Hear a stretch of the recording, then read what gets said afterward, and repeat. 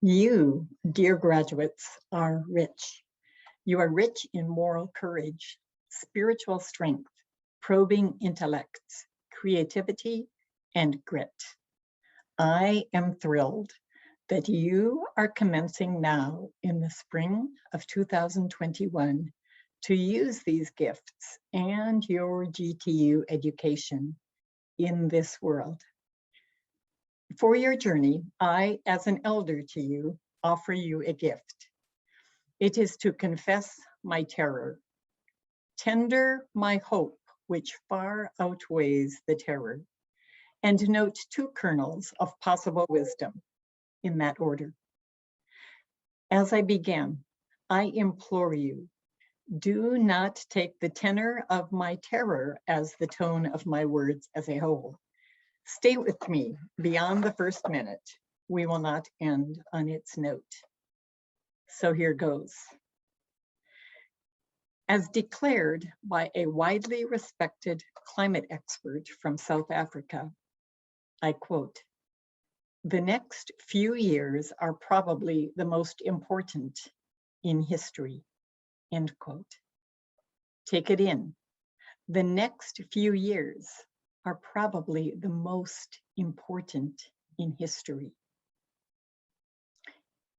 In these few years, human decisions will determine whether we continue our mad dash into the most widespread form of racial injustice and economic injustice the world has known.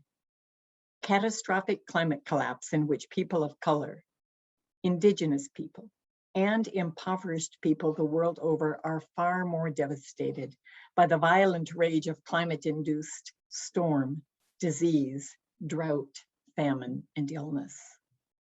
Or, on the other hand, whether instead we reverse course, making radical and rapid shifts in how we live as households, communities, and nations. Life for each one of you will be, life for each one of us will be shaped by this reality.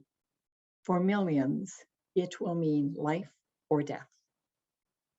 Something new is asked of humankind: to forge economies, cultures, and bodies politic fiercely committed to ecological wisdom that is wed inseparably to racial and economic equity. All fields of human inquiry are called now to this great work. None, hear me clearly, none is more vital than well-formed religious wisdom, finely honed in the subversive arts of truth-telling, grounded in hope.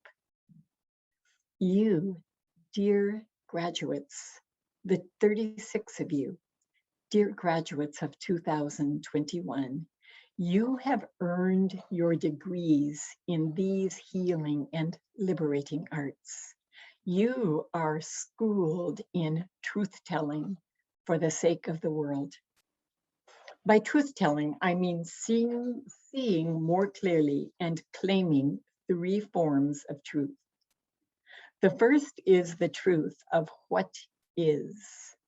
What is going on in any situation if you dig beneath the surface? In particular, I mean unmasking systemic evils that parade as good. Among them are exploitative economies masquerading as the good life, and white supremacy, including its manifestation as climate racism. But telling the truth of what is will kill your spirit unless you also pursue and proclaim a second and third form of truth. The second is what could be and is in the making. That is far more compassionate, equitable, joy-filled, and life-giving ways of constructing life together. You 36 have cast your lots in one way or another with that liberative movement of movements, It is your birthright to live in ways that serve life in its fullness for all, not death and destruction. Cry this truth from the rooftops with your now well-honed skills in words and theory that are embodied in practice. The final in this triad of truth forms is a special purview of religious wisdoms. It is this: the sacred grounding of all that is, the generative, transforming source of the cosmos, is at play in this world. This generative source is drawing our wayward species from the way things are into the way things could be. Now, for your ongoing journey of courageous truth-telling in triform, I share with you some food for the road, 2 practices that sustain me. One is the wild and risky embrace of paradox, more specifically, a trio of paradoxes. The paradox of beauty and brutality. Do not flee from acknowledging the brutalities of life infected by systemic evil, such as racism and exploitation. We cannot unmask, disentangle, and debunk them, in the words of Katie Cannon, without facing them. But at the same time, relish the breathtaking beauty of life, sensual beauty, spiritual beauty. Savor moments of beauty and joy. Drink them up. Let them caress you, heal you. The enchanting touch of breeze on skin, the glory of birdsong, the face of a beloved, the dazzling delight of laughter. You know these beauties and infinitely more. Relish them. Be a mystic when it comes to knowing sacred beauty. And secondly, the paradox of profound lament and joy coexisting. I finally have learned that my searing grief at life's brutalities need not destroy my joy. And relishing joy does not demand repressing my lament. And finally, the paradox of hope and despair. To pretend I am without despair, as I did for some years, ate away at my guts. So I learned to name it. Yes, I do feel despair. Yet, this I know. Even while knowing despair, my hope is unceasing and endures beyond the despair.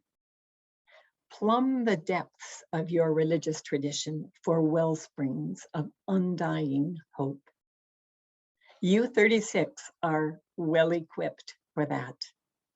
Do not fear or deny despair. Rather, meet it with the hope born in part of your formation here at the GTU.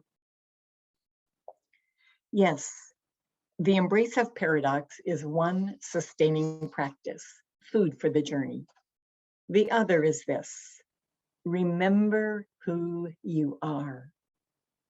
The hierarchical dictates of the academy and the colonizing clench of capitalist society spin lies about who you are.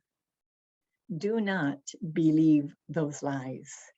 They clamor to convince you that you are not worthy, you do not belong, and you are alone. These are falsehoods. You are beloved and infinitely worthy. You are born to be a lover in communion with self, others, the holy, and all of creation. And you are not alone. No, you are part of life's sacred communion. Honor your precious self as beloved, belonging, and woven into Earth's web of life. No graduating class has gone forth at such a time as this. Never before has the world so needed religion to use its gifts for the sake of the world. For this testing point in human history, you have been well schooled here at the GTU in the liberative arts of truth-telling. Practice them. What each of you does, how you walk in this turning time in the Earth story matters, and it matters much. Bless you. Thank you.